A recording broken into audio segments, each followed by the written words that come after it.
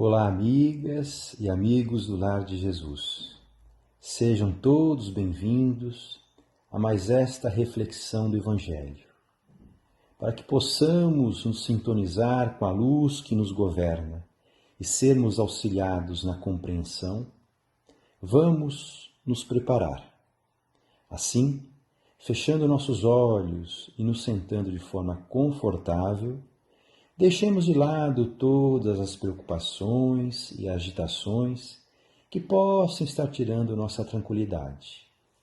Que possamos chegar em pensamento ao nosso Pai, Criador de todos nós, fonte eterna de amor e luz, e ao nosso querido Mestre Jesus, nosso guia, para agradecer por mais esse dia de vida terrena, abençoada oportunidade de correção e evolução, pelo amparo, proteção, carinho e cuidado para com todos nós. Roguemos ao alto que nos auxilie no estudo e nos fortaleça em coragem e determinação para que possamos colocar em prática em nossas vidas esses ensinamentos. Que assim seja, graças a Deus.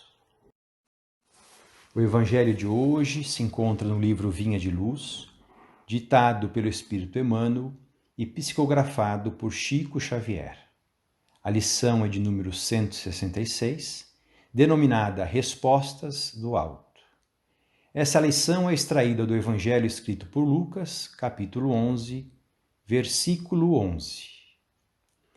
E qual o pai dentre vós que, se o filho lhe pedir pão, lhe dará uma pedra? Nessa passagem, Jesus ensina que todo aquele que pede ao alto, sabendo o que de fato deve pedir, sempre receberá. Todo aquele que procura, sabendo o que de fato deve procurar, achará. E todo aquele que bate à porta celestial, a fim de que o caminho de luz seja aberto, sempre será recebido. Emmanuel inicia a lição dizendo que nos círculos da fé encontramos diversos corações extenuados e desiludidos, alegando que não recebem respostas do alto. A doutrina espírita nos fala que são centenas de milhares de irmãos que deixam a pátria espiritual sedentos de buscar a porta estreita, para bem aproveitar a misericordiosa oportunidade de se redimir no círculo da carne, reconhecendo a necessidade do sofrimento purificador para o indispensável aprendizado da paciência, resignação, humildade e fé. Contudo, diante do necessário esquecimento, da insegurança quanto ao futuro e do interesse pessoal resultante do egoísmo, orgulho e vaidade, relegam os compromissos assumidos e perdem benditas encarnações. Acreditando que é possível barganhar com Deus, suplicam sem refletir se o que desejam é realmente importante e benéfico para suas existências.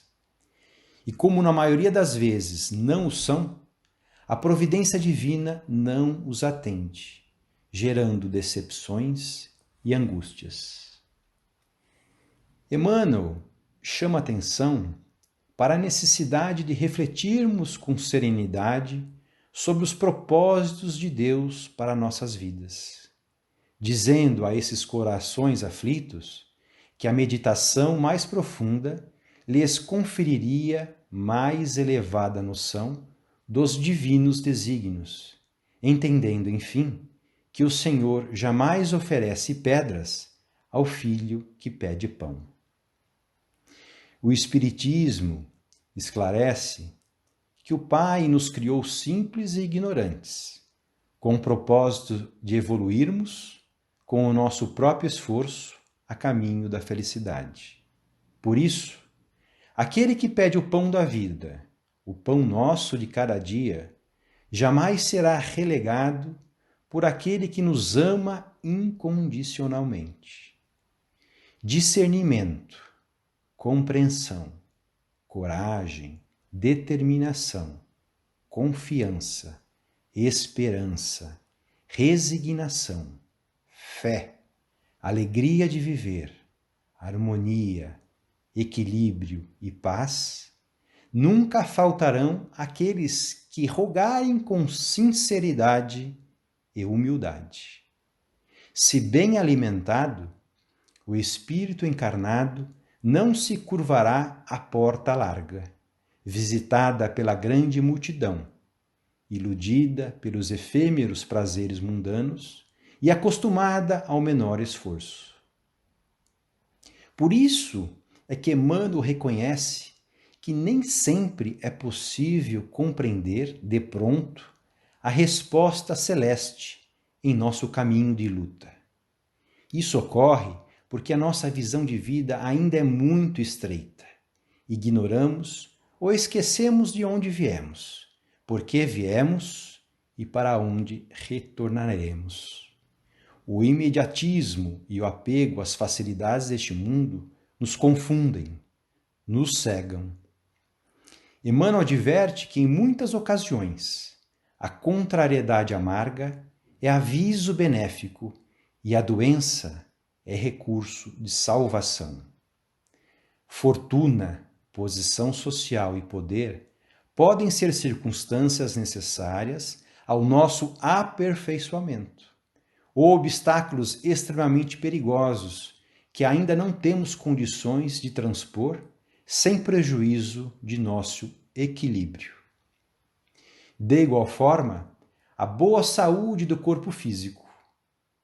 Muitas vezes, a fragilidade orgânica é necessária para o resgate de dívidas passadas e o despertar da resignação, da paciência, da tolerância, da compreensão e da fé.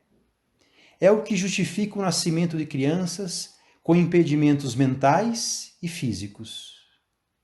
Emmanuel lembra que não poucas vezes as flores da compaixão do Cristo visitam a criatura em forma de espinhos e, em muitas circunstâncias da experiência terrestre, as bênçãos da medicina celestial se transformam temporariamente em feridas santificantes.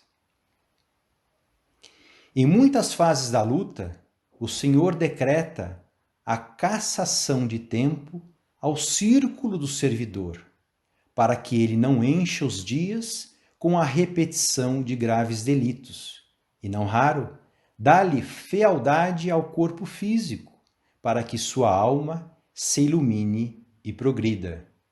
Ou seja, há situações em que a providência divina precisa antecipar o desencarne para nos proteger da própria fraqueza espiritual, bem como conferir à nossa aparência traços que não sejam motivos de queda, como já o foram em outras experiências. O aprendizado é lento e exige muito esforço. Assim, para que a nossa fé não seja perdida, precisamos buscar compreender os desígnios de Deus, reconhecer nossas fraquezas e reais necessidades, lembrando sempre o que nos afirma Emmanuel. Se a paternidade terrena, imperfeita e deficiente, vela em favor dos filhos, que dizer da paternidade de Deus, que sustenta o universo ao preço de inesgotável amor? O todo compassivo nunca tira pedras às mãos súpleces que lhe rogam auxílio.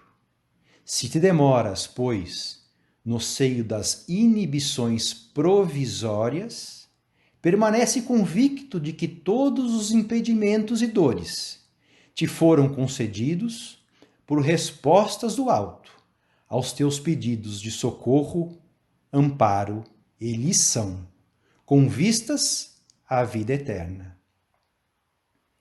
Vejam, as dores, limitações e dificuldades são sempre provisórias e necessárias para o caminho de luz que todos nós estamos destinados a encontrar, mais cedo ou mais tarde. Que a luz, a paz e o amor do Mestre Jesus estejam presentes em nossas vidas cada dia mais. Que assim seja, graças a Deus. Assim, encerrada a reflexão evangélica e como forma de agradecimento ao alto, aproveitemos a oportunidade para servir, emitindo nosso amor à nossa família universal. Vibremos, então, pelo nosso querido planeta Terra, casa abençoada que nos acolhe como lar e nos permite evoluir em direção ao Pai. Que nesse momento, uma intensa luz de amor possa envolver a mente e os corações espirituais de todos os nossos irmãos encarnados e desencarnados que habitam este orbe e as regiões que o circundam, fazendo florescer sentimentos de fraternidade e solidariedade. Que uma poderosa e intensa luz envolva a todos, favorecendo a boa saúde mental, espiritual e física de nossos irmãos. Que o Evangelho de Jesus permeie todos os lares e instituições, levando conforto, serenidade e confiança.